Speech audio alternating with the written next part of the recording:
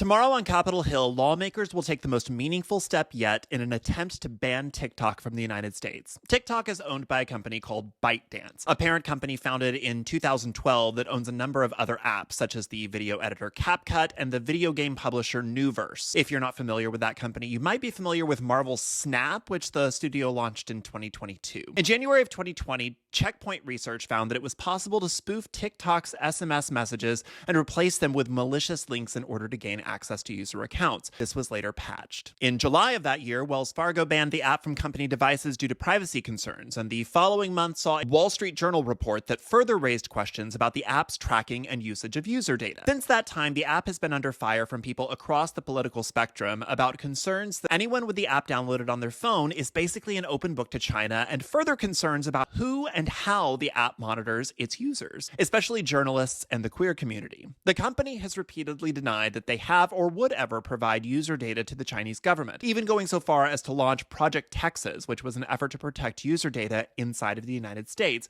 giving oversight and review to the US government, though that has seemingly done nothing to quell politicians' concern about user data being given to China. And so tomorrow, Thursday, March 7th, 2024, the House Energy and Commerce Committee is set to vote on a pair of bills that would, 1, prohibit app stores and internet hosting services from allowing access to foreign adversary-controlled applications, as well as 2, making it illegal for data brokers to sell Americans' data to foreign adversaries. Here's the problem.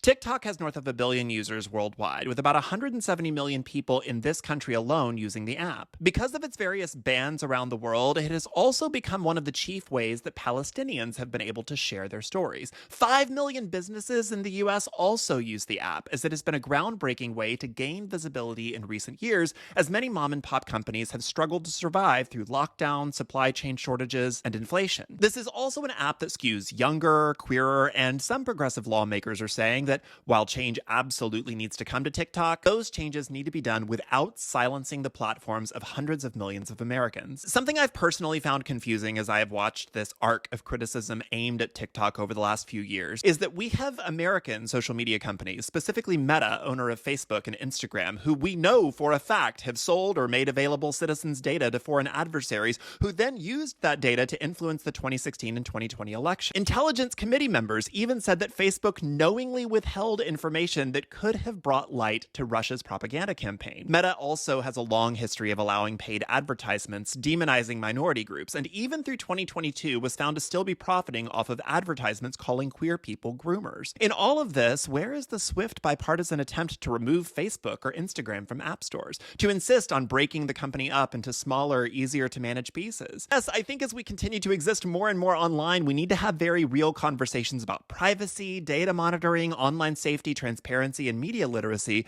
but this one-sided attempt to ban TikTok feels misguided at best and racist at worst. I'm not caping for billionaires here. I'm saying that we need to hold all social media companies to the same standards and work to create change instead of cherry-picking apps to ban, especially in an election year when hundreds of millions of people, many of them young voters, for good or for ill, rely on TikTok to keep them informed and to give them a voice. Remember, you can contact your representatives by visiting congress.gov and searching by location. Hope this helps.